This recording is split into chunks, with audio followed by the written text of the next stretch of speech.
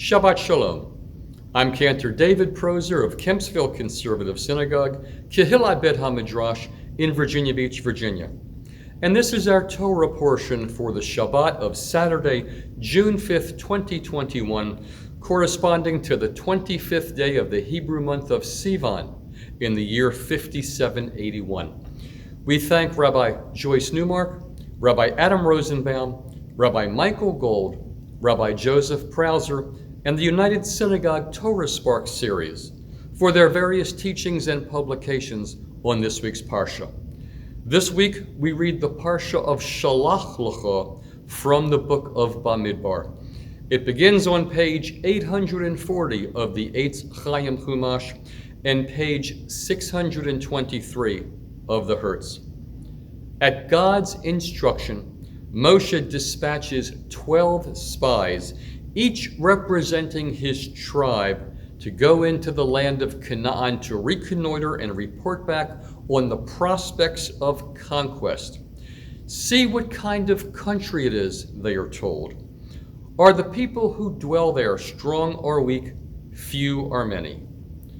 They return 40 days later bearing samples of the land's fruit and produce, but also with a pessimistic estimation of Israel's tactical prospects. The land is flowing with milk and honey, they report, but the people who live there are powerful. They fearfully describe themselves as mere grasshoppers compared to the giants that are indigenous to the promised land. Infected with the spies' faithlessness, the Israelites tearfully lament their condition to Moshe and Aharon and declare that they want to return to Egypt.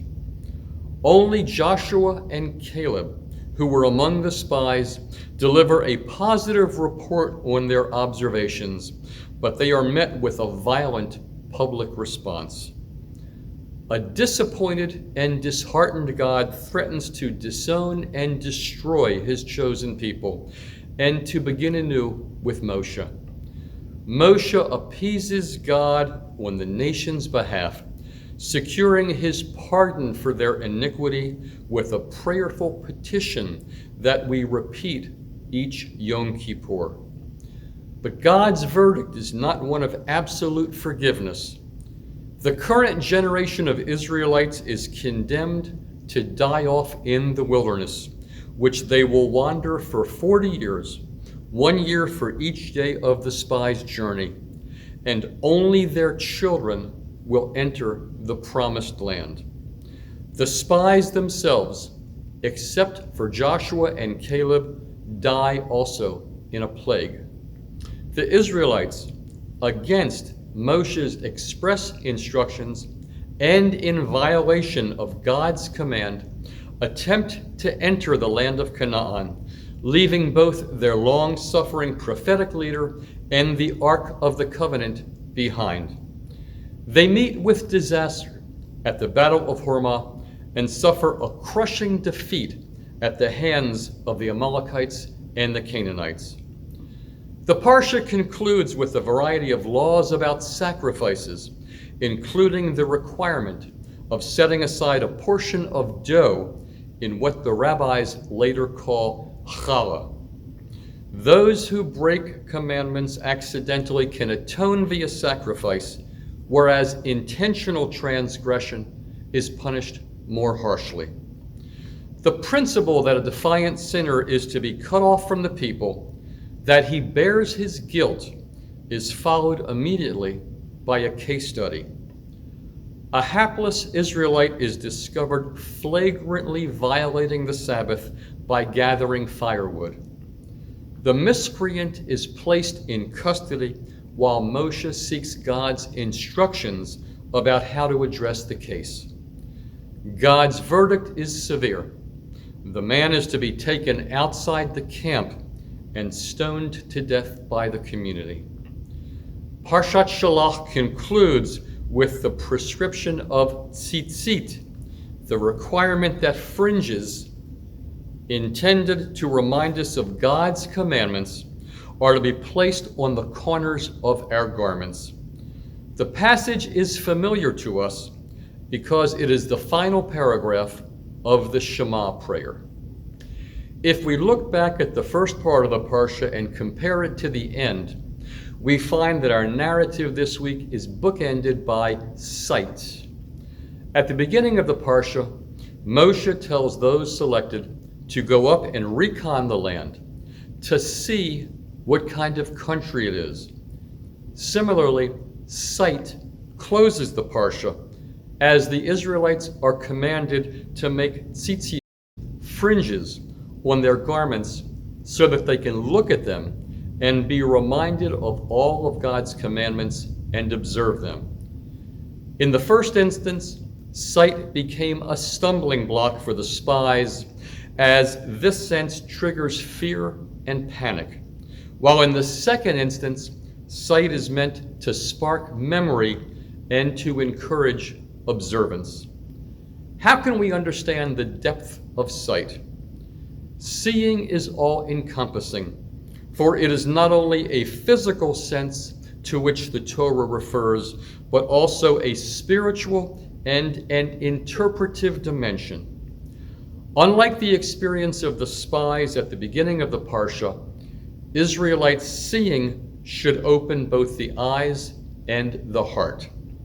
It is seeing that should lead us to embrace a deep, rich, and resonant truth, and it should bring us a step closer to God. The negative energy engendered by seeing at the opening of our Parsha becomes redeemed and repaired through the blessing of tzitzit. The knotty texture of the fringes combined with the stark contrast between the blue and white should remind us all of the challenges that one encounters along the journey to fulfill God's mitzvot. The Haftorah for this Shabbat is from the book of Yehoshua, the book of Joshua, chapter 2, verses 1 to 24, found beginning on page 835 of the Eitz Chaim Chumash and page 635 of the Hertz. In preparation for his invasion of Canaan, Joshua sends 2 spies to scout the land. Go, reconnoiter the region of Jericho, he commands.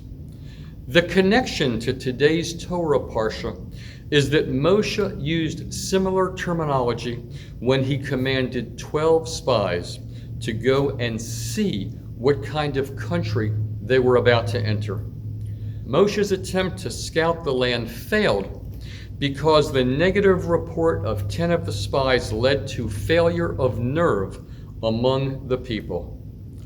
Joshua's command to the spies thus closes a historical cycle. In other words, Joshua hopes to complete what Moshe had initiated. The dominant relation between the Parsha and the Haftorah is the difference between failure and success. After making successful contact with a harlot named Rachav and guaranteeing her safety and the safety of her family, she hid the spies from the army of the king of Jericho and made their escape possible so that they could return to Joshua and deliver the message. The Lord has delivered the whole land into our power. In fact, all of the inhabitants of the land are quaking before us. Shabbat Shalom, good Shabbos. Thank you for watching. Please be sure to subscribe, to like, to hit the notification link so you know when we always post new content, and feel free to leave comments below. Thank you again. Shabbat Shalom.